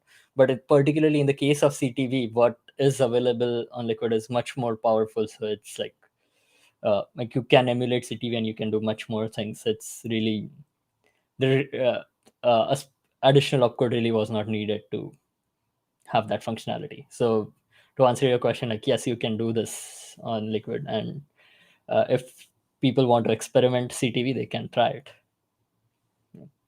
So I'm on the other side of the spectrum, Sankit. I'm the caveman that's conservative, that is ignorant and doesn't understand all these new proposals, and I appreciate Bitcoin being ossified, and I don't want new things. Recursive covenants were sold to me as being like the boogeyman of everything, because that's what I guess the federal government would use to make sure you're now in this locked KYC system or something like that. Yeah, Is I there had that opinion, but I have, like, based on like reading the mailing list and some RC conversations, I have like changed that, like have changed my stance significantly, and to the point that I am even like I would be supportive of any proposal which has has this. recursive? Can you So for explain more example, why? Yeah. yeah. So like just to recap what the supposed danger is. So I think the argument which is like given for like against recursive governance is you have what if the government goes to Coinbase and it says that you have like you have to use all your bitcoins have to be inside this covenant where the federal government can always freeze the keys, and that freeze the coins, and that's like a recursive covenant. So whenever you withdraw from Coinbase or you send it to your friends or so on, you have to keep this like this covenant must float around like forever till the eternity of the coin, right? And that's and that's and that's the concern. I don't think it is well found, because if you're keeping your money at an exchange, then like they already have your money, then they can like just freeze it then and there itself. And if you're accepting any coins from primary from any like from someone, like why would you accept coins which are like, when you receive coins in Bitcoin, you receive it to an address of your choosing, right? You never receive it to like any covenant address which is like has a covenant. So you have to explicitly opt into the system to to to use this. So and the argument here is that why does the government not use a, they can do the same thing today but with a multi-sig. They can just have a policy, Right. then they can just go to Coinbase and say, we just have a multi-sig or like our policy where every transaction you spend must have an alternative tap leaf or alternative path where government can freeze or send the coins, and then they can have the exact same behavior today that is emulated like in uh, that can be done today. So with recursive covenants, all you're adding is the ability, like I'll be careful here, is the ability to do this in consensus, whereas previously it was the ability to do something at like a policy level where you could just say a government can have can spend this using their own keys. And the argument which Jeremy listed on mailing list as I think an article from someone on Twitter, I forget the name, but essentially the Medium post just says that it makes this distinction between having a covenant at consensus level versus a policy one, where they say that the policy can change with time, and say the government changes or you have new some other policy, then you can opt out of it. Whereas if you are into this whereas if you are into this covenant, then you are stuck with it forever. And I think that's just a philosophical difference at this point. If you really want to get out of like hard fork at that point, like get out of the covenant, you can just hard fork out of it. And I don't think there's any uh, this hasn't anything to do with enabling these covenants on Bitcoin. And secondly, these are so like, again, this is maybe we are at this point where we don't even have off-cat, like just adding two elements on the stack, because that might enable covenants, accidentally enable covenants. So it is like a very how do I say, it's because we have, like, by nature of how checksig work, there is some level of introspection by nature of some the scripting in Bitcoin. You can have like you can do like for all I know, it might still be possible today using all the weird opcodes available, like to actually do like do covenants. And I like instead of having this game of avoiding covenants, we should just like discuss where like are these dungeons really well found. I thought that at one point where governments could have like but they could enforce this covenant, but I don't think that's really any different than having a policy. And yeah, that's basically the gist of it. Well, Yeah, I so mean, I guess the yeah. big fear was that like you'd get tricked into accidentally accepting it, right? So if there was like some way that you knew like what sort of wallet are you using, and like would you know you're accepting a covenant before getting those UTXOs? You can accept coins to any address which you don't like. I mean, it's like you generate the address, it's your responsibility. Like, what is the guarantee that when you receive coins on your wallet that they are actually being sent to the private key you have? Right? There's nothing. You have to trust your wallet to do the correct thing. So it's on to you as a user. When you see an address that it is an act that it is the coin where you can spend according to the spending policy that you have defined. And yeah, that's basically the receiver's responsibility. Like you, when I send you Bitcoin, you don't accept Bitcoin Cash, right? Yeah, Because exactly.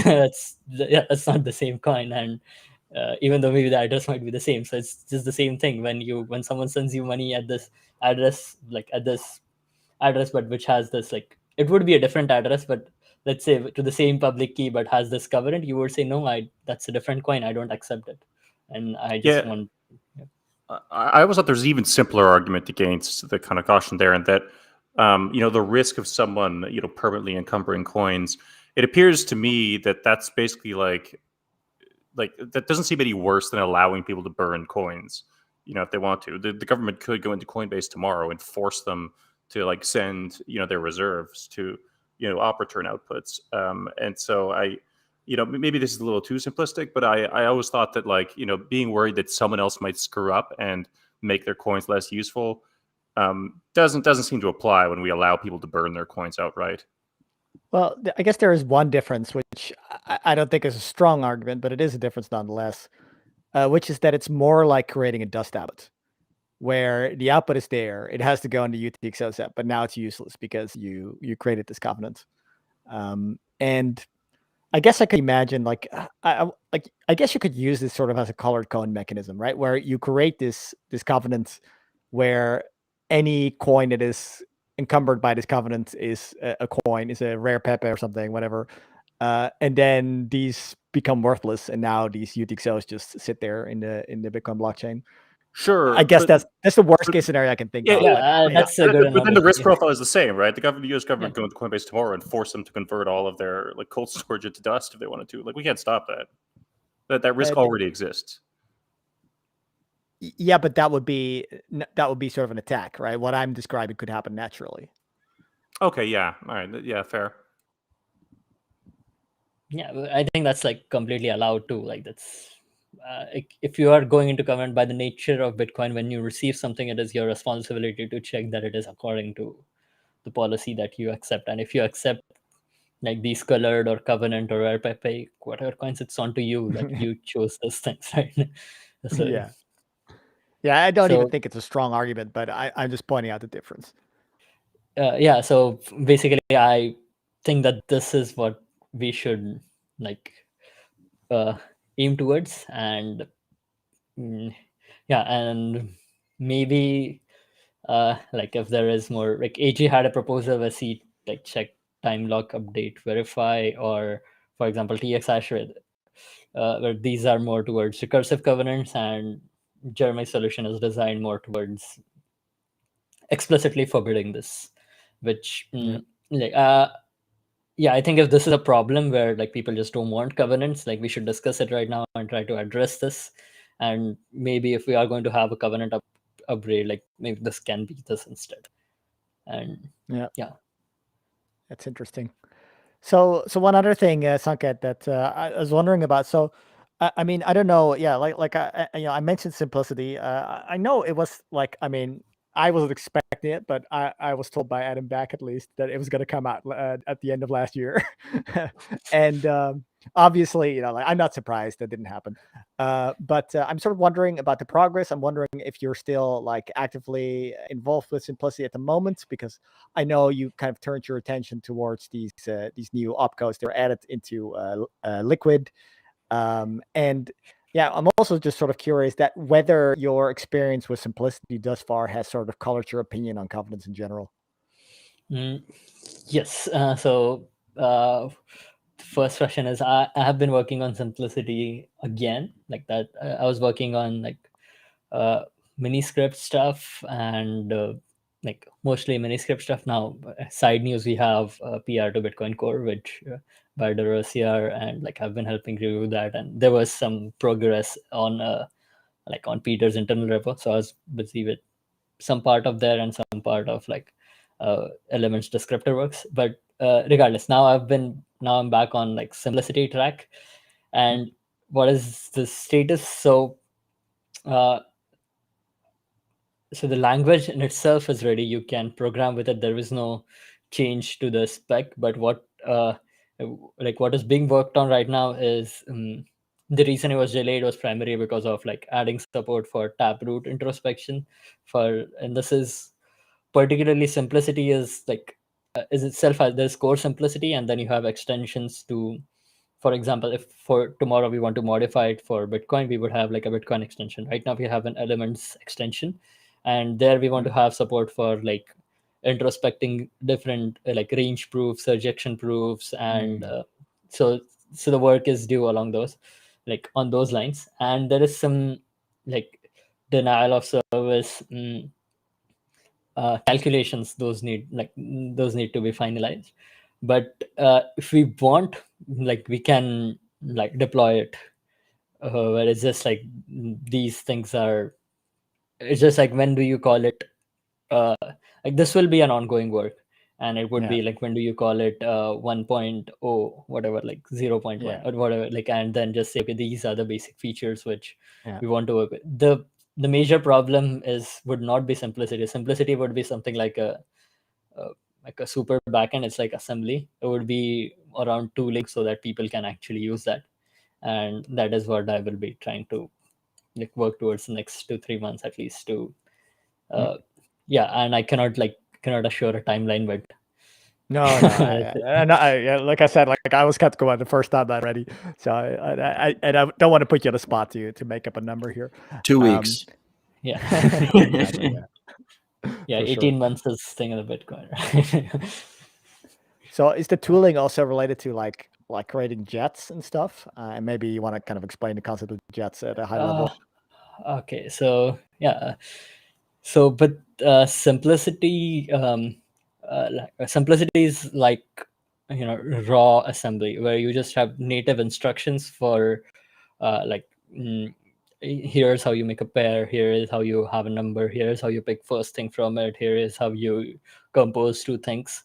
And with these basic like terms, you build on complicated things like SHA-256, signature algorithms, or transaction introspection, for example. And all these, so doing these operations natively on like a Simplicity bit machine, which is like an abstract machine on which Simplicity programs would execute, kind of like analogous to Bitcoin interpreter. You would where you would like execute these programs, and completely executing this program which computes SHA-256 or Schnorr signature verification is expensive. Like, it takes 6 minutes to verify Schnorr signatures, which is like not acceptable at all, for example, like in raw Simplicity. Because that's because you do these operations at like super like bit level with like just boiling down to the core Simplicity terms. So what you can do here otherwise is like have sort of what we call as jets. But jets are intermediate C code, which would be like Schnorr, SecP, Schnorr, signature, verify. and those were called the C code, but those are written in a subset of C language, which is like which you can formally verify, and which you can have which you can have a spec for it, and you can see that those spec actually like matches the code which you want it to execute. And with that jet, whenever you see something which tells you that this is you might want to execute C, like a Merkle root term, let's say, to be abstract. Whenever you see some Merkle root term, instead of doing all this raw computation, what you do is you just substitute this in place of the C code, which you have now formally verified against the spec which you have, that this C code would produce identical outputs for all possible inputs against the code which you have specced out in raw simplicity. Then you can just substitute that, and then you can use that. So that brings us like the efficiency, and so that simplicity is actually usable in practice. And so what Ruben was mentioning is, when you have these jets, you want to define more and more sort of jets, so that programmers can do more interesting things with like with script. For example, we have jets which allow you to do all the elliptic curve operations like efficiently. It allows you to do all the field operations, all the arithmetic operations, manipulations on amounts, like confidential transaction stuff, verification, like introspecting transaction outputs, and so on. So all these things, if you try to implement in raw simplicity, those would be expensive, and with Jet you kind of cheat, but like you verifiably cheat, I guess. Yeah. And then you know that the outputs would be the same. So, and these jets would always be an ongoing work, like based on demand. For example, if we have like, I don't know, 10 more experienced people with this, we could like have like jets for snark verification, and you could do snark verification in Stark verification in simplicity, for example. And Yeah, so it's sort of like adding a new opcode, but the new opcode that you're adding, like in Bitcoin terms, right? The new opcode that you're adding is something you could have already done, but you would have needed a very long script for it. And now it's just one opcode. Now it's just one opcode, yeah. And you can show that those two are equivalent. That's yeah. So yeah. So is that what you were working on when you're saying you're working on tooling? Is that the jets that you're working on? Or no, so tooling is something where, like, even if I give you simplicity, like, so it's analogous to how miniscript is for Bitcoin script. Even if you have Bitcoin script today, like, to do anything with it, it's really hard to do. Like with, for example, if you look at what Shashak has done, like where you have like min.sc, that is what tooling would be, like, which allows a programmer who is experienced with like writing computer programs to actually like write simplicity in terms of like languages, tools they're familiar with, like JavaScript like syntax, for example, which min.sc has, where you can write miniscript, or for example miniscript policy, where you don't really need to write like raw Bitcoin script, where you're going to definitely make some errors and trying to reason about those things. Whereas these tools allow like other developers to actually use those things. Just it's like with simplicity, like you can it would be bad, because even when I am like sort of experienced with it, it is hard for me to write simplicity programs natively. Russell does it. He has some Haskell code to like do something, but having people experience Haskell and like Coq, a theorem proving language, just to write a smart contract in simplicity is a big ask. Where like, what we need is more sort of general purpose command line tools, which are still useful, which would like bridge the gap between like normal programmers who have experience and them writing simplicity directly. Oh yeah, well, yeah, that satisfies my my curiosity. So maybe to kind of turn into a different leaf here, Mario, are you still with us? Yeah, I'm here. So maybe it would be like, I feel like we sort of like jumped into this and we didn't really like explain how we all know each other, and I thought maybe you could like sort of put a personal spin on it. Yeah, I think that would be appropriate too, because like we're all talking here and we were introduced, but we were sort of like, what is the relationship? Well, why do I know Mario and Sanket, and who the fuck are you guys? Yeah, Yeah. it's a great question. I mean, to be honest, this is yeah, you guys will understand why we thought it was important for Ruben to join here. I guess we were off air and I mentioned this originally, but this is very much kind of a Soul Bitcoin meetup reunion going on here.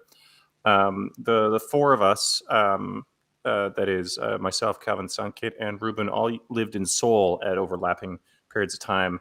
And Ruben started the Bitcoin meetup in Seoul back in, when did you start it? 2013 or something like that? 2014, February 2014. February 2014. And so Ruben had this small but dedicated meetup going for a few years. And then I believe it was May 2016 when I first rolled up and hooked right away. And Sankate, I believe, showed up a few months afterwards. And then it would have been Calvin the year afterwards. And so I mean, a lot of I'm sure we'll all agree that like Ruben has taught each of us a tremendous amount about Bitcoin, and is very much like a lot of the kind of efforts that that we've made in the space. He definitely gets partial credit, at least for a lot of it. But yeah, and like so we ended up kind of leaving over the course of, I don't know, between 2018 and 2020. You know, I moved back to Canada in 2018 when I joined Blockstream, and then Sankate, I believe, was about a year after that. Ruben was forced to leave due to COVID, and Calvin is holding down the fort back home. But this is the first time the four of us have actually chatted together in about it's coming up on 4 years now, and so yeah, this was kind of exciting time. So yeah, thanks so much, like Vivek and Matt, for bringing us together again for this. We are going to get to see each other in person again soon. Everyone's going to Advancing Bitcoin. Ruben and Sankate, I believe, are speaking there, and I'll be attending. Calvin, I think you're going, if the government will let you. Yeah. Yeah, government will let me. I will. Oh be yeah, there. sweet. Yeah. But yeah, so this is part of the reason why we kind of I'm guessing this is more guests that you guys usually have on at a time here. Yeah. Yeah, it's definitely on our higher end, but this has been a great conversation. I'm glad we did it. We're all graduates of the Ruben Bitcoin Academy. Yeah. Absolutely. Yeah. Yeah. I think we've had this much before. We had like I think when you had the nodes on. the battle of the nodes. Yeah. There was a lot of guys. Surprisingly civil. Well, it's because one of them didn't show up. Yeah, exactly. But they were invited, and that's the important part. Yeah. You guys didn't like introduce yourselves. Like your title is either like I mean, Senka, like you should definitely say how you started at Blockstream and everything. It's a cool story. Oh, sure. So yeah, how I started Bitcoin first, that's more like interesting. It was like, yeah, I was not expecting like it's my first 2 weeks in Korea, and I was a foreigner there, and if you are in Korea, and particularly I was like slightly outskirts of Seoul, so there is like there's no English. Like it's hard to communicate with the locals, and this is the first like non-Korean thing, English thing, which I found. I was like, oh, this looks cool, and I knew what Bitcoin was, but I never really knew like anything else. I just knew there was a thing, and surprisingly, this turned out to be a technical meetup where where I could discuss technical things, and I was also interested in computer science, cryptography, and Ruben had an excellent understanding of Bitcoin. So one thing led to another, and I was more regular there. And You fit in pretty well. I remember being surprised you traveled like 2.5 hours to the meetups each time. Yeah, it was to travel like 1.5 hours. Yeah, but it was definitely worth everything. Yeah, every single minute. Yeah, so yeah, that's why I went there for like 1.5 years, like while I was in Korea. And yeah, afterwards then I decided to do more sort of like I had interest in cryptography and Bitcoin, so I applied to like universities for studying more of this stuff, and I got a good funding position at University of Illinois where I didn't have to like basically pay anything. So I was like, cool, this looks like a good opportunity. and I started working with my professor, like Andrew Miller, who is kind of involved in Zcash, was at least, not anymore. And yeah, he is also like he knew Peter Adam, and like he also works on core cryptography, so he knew Andrew, Peter Adam, and they he referred me there, and that's where I started working at intern as in Blockstream with Peter and Andrew. Like awesome, like probably the best 3 months of my life, where you get to like work with Peter and discuss Bitcoin all, and like my understanding of Bitcoin like grew exponentially in those 3 months, and that's where I was like hooked into all of these things. And as soon as I graduated, I joined Blockstream, and now I've been working on Miniscript, Simplicity, 2 main projects right now.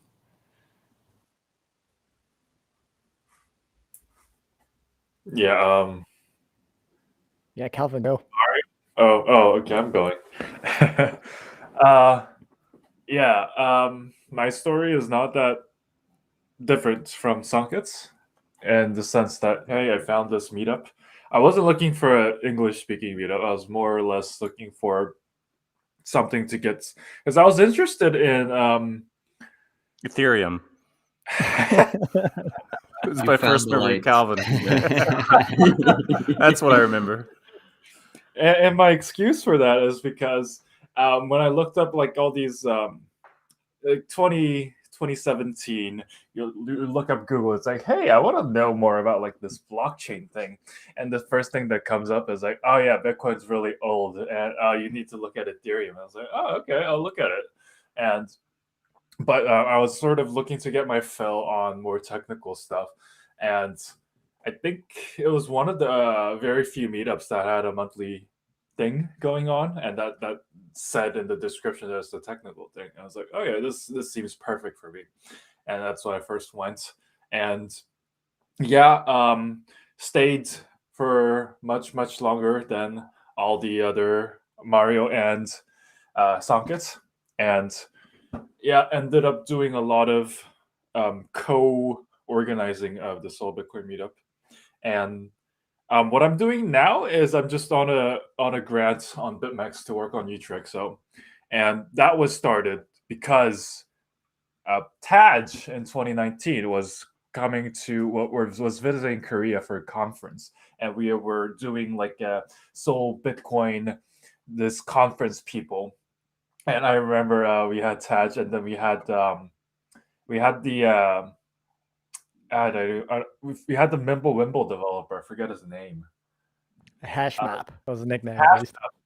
Hashmap. There we go. Yeah, and he talked about like the direction of like Mimble Wimble or what's the coin? A Grin, and yeah, Taj was talking about. Nobody even utreexo. remembers what that is anymore. Did you remember Chase Mayer being canceled for a different coin? So yeah. Anyway, yeah.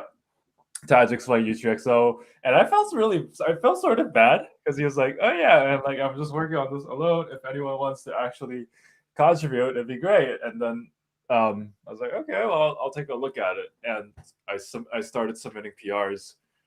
He kept taking them. I was like, "Really? Like my code? You're taking my code?" And it just kept going, and here I am now. Yeah, that's my story. Mario Awesome. next. Oh yeah. Well, I'm about to reveal I'm definitely the least technical of the bunch here. I did my best to learn cryptography and coding while I was at the meetup, but I much prefer kind of working on the communications end of things. I enjoy writing and interacting and speaking with people a lot more.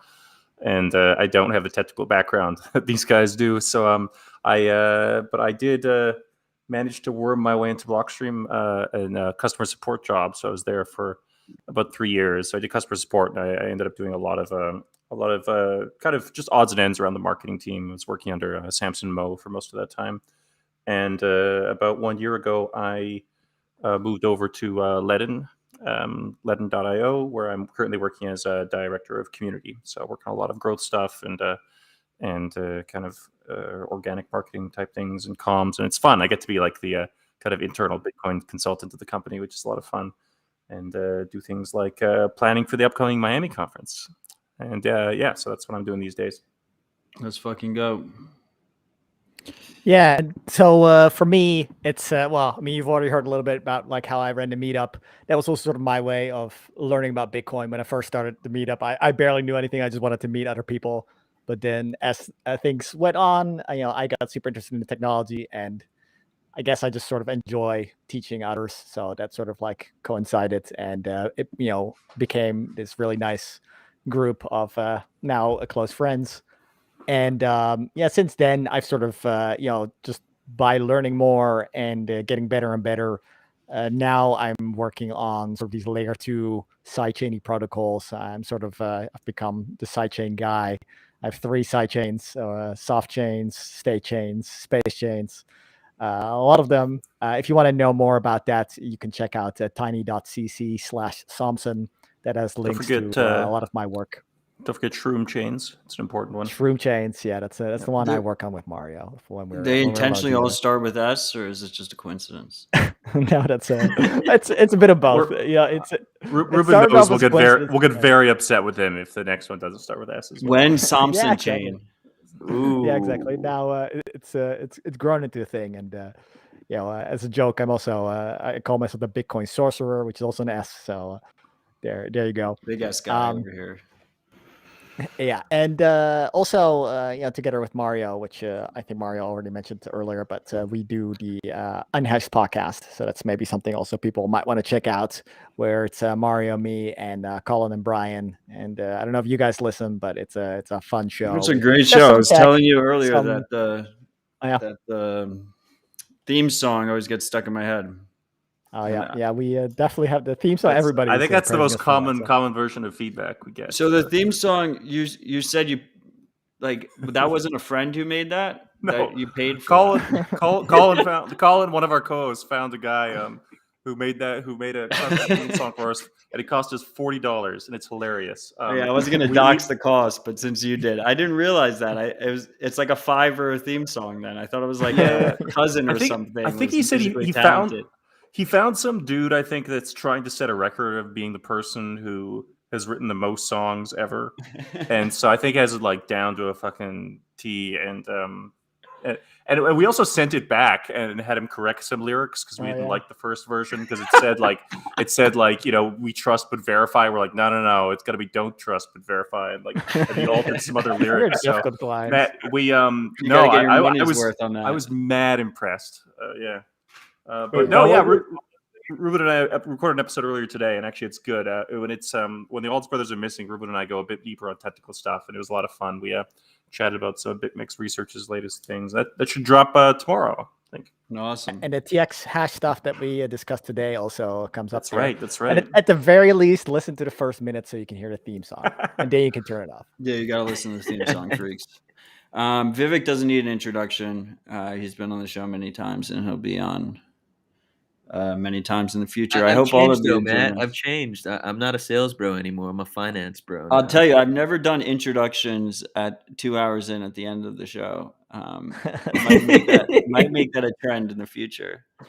I think it's sort of good, actually, because that's where you start caring about the guests. Before, you're like, why should I care about these guys? And then you hear them talk and they say interesting things, and that's like, oh, I wonder who these guys are. So, or it's like movie credits. You just get up and leave. Yeah. If you don't care, if you don't care, the credits. That's fine too. No, it's like movie credits. Everyone always stays to watch to see if there's a big teaser at the end. For the I always have a teaser at the end. Yep. So they always stay. The ride or die freaks stay with me, even if the music videos are horrible sometimes. Before we wrap up, I know we're like 3 minutes past our self-imposed deadline. There's 2 things I wanted to just bring up real quickly.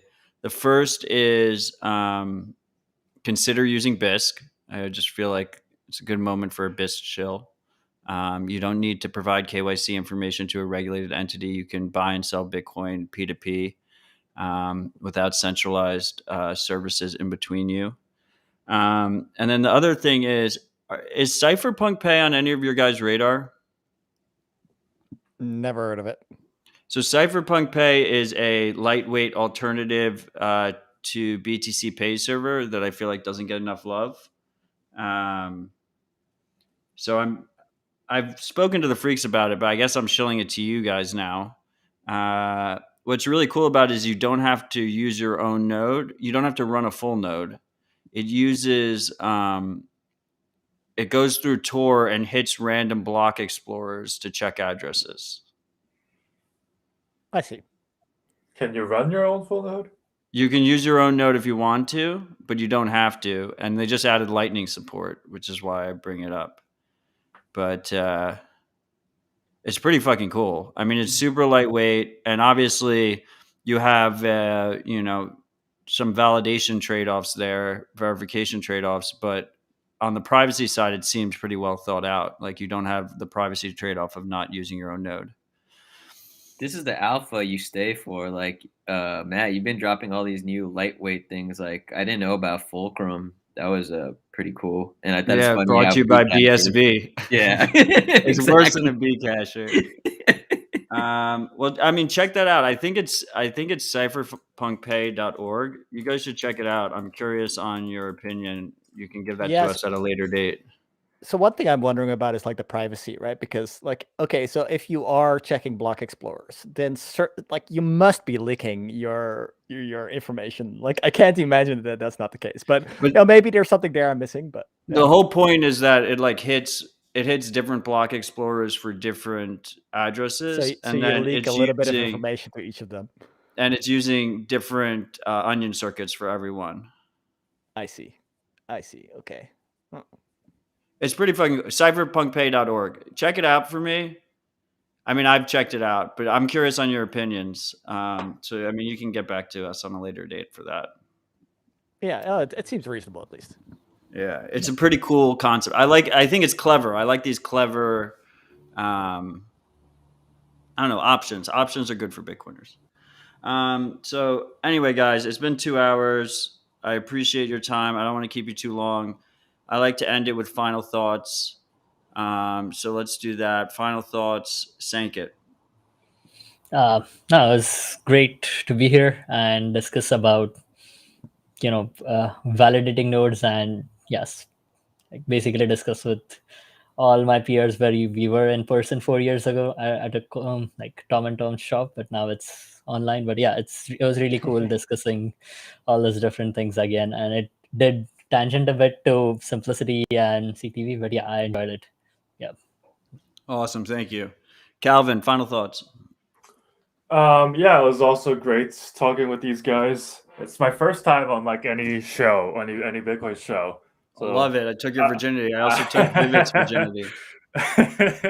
So I don't know how I did. Maybe I rambled a little bit. Hopefully that went okay. I was hoping to talk about the use cases of utreexo, which we unfortunately did not get into, but maybe next time. We'll give you a chance on the NS podcast. Oh yeah, we're still gonna have you on as a guest. Yeah, but you can never take his virginity. That already happened. We actually were thinking about it. We just discussed it on the show, saying that we should talk to Calvin after the conference, and now his virginity is ruined. So missed our chance. We waited too long. We were planning for the perfect date. Well, I thought this was beautiful, so I'm very happy about it. You guys just swept in, and now it's too late. Okay. It was all Vivek. Anyway, Mario, final thoughts. You call me a pimp? It's been great chat with you guys. I don't know what to show and what I've already shilled, and yeah, hopefully. Awesome, Ruben. Final thoughts. Yeah, same here. It was great to talk with everyone. And I was like, I sort of like started asking some questions because like I knew these guys had interesting things to say, right? Calvin with utreexo, super interesting. What Sanket is working on, also super interesting. So, I'm glad I was able to, get those questions in and get the answers that I was curious about. And I'm even more looking forward to seeing them all in person and giving everyone a big hug. Awesome. Thank you, Ruben. Vivek, OG Pimp, final thoughts. Just wheeling and dealing. I'm hoping that me and you get invited to Unhash sometime, and that's about it. Yeah, I think they owe us now. Well, if you sing the opening theme and we can play it for the episode, we might consider it. Vivek volunteers for that role. I'll get someone on Fiverr. Yeah, we could pull it off. Anyway, guys, Hey, I comment, really yeah. I appreciate all of you for your time. I appreciate most of you for your work. This has been a great conversation. I think it's been fun. It's been informative. I hope the freaks enjoyed it. Yeah, thank you very much. And to all the freaks and to the guests, I usually do not intro our music before we play the outro music. This is a very special choice. We like to highlight Bitcoin rappers and artists when they put out new tracks. This track is a little bit older.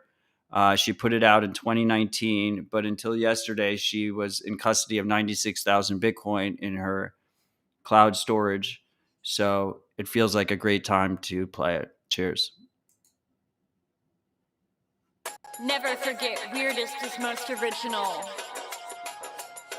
This song is for the entrepreneurs and hackers, all the misfits and smart slackers. Russell Khan, the Versace better win. Come real far, but don't know where I'm heading. Motherfucking crocodile of Wall Street. Silver on my fingers and boots on my feet. Always be a goat, not a goddamn sheep. Email me, fuck your message at the beep. Beep, beep, beep, beep. Spirit of a revolutionary, power of a dictator. Love to be contrary, but I'm fly like a gator. I've got pilot blood, I'm a real risk taker. Pirate riding the flood, badass money maker. Grandmother crocodile, weirder than an X-File. Brief fire, silver, so sexy when I slither. Sparkle on my little finger, hell of arousal ear to ear. Poised to throw a zinger, playing on their worst fear. Russell Khan, the Versace better win. Come real far, but don't know where I'm heading. Motherfucking crocodile of Wall Street. Silver on my fingers and boots on my feet. Always be a goat, not a goddamn sheep. Email me, fuck your message at the beep. Beep, beep, beep, beep.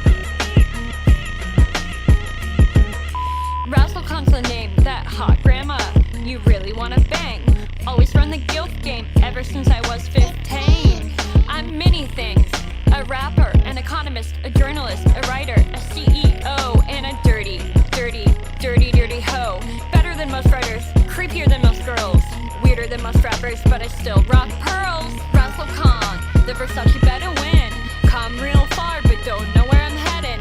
Motherfucking crocodile of Wall Street. Silver on my fingers and boots on my feet. Always be a goat, not a goddamn sheep. Email me, fuck your message at the beep. Beep, beep, beep, beep.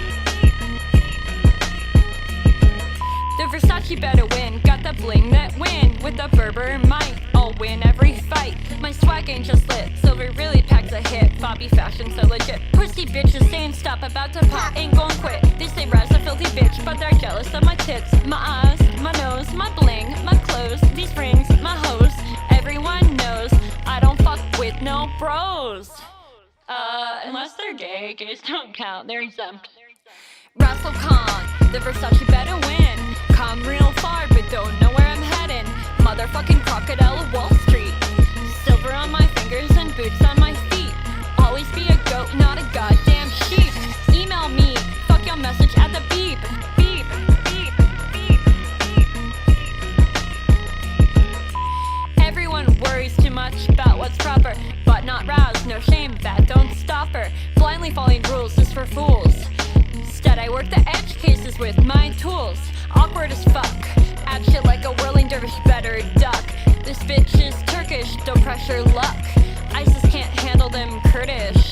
Fuck your Jane Austen romance, rather be taking a taxidermy class. Prefer Vietnam over France, doing my jerk off dance. Looking like a gay male stripper, but my synesthesia world is even trippier.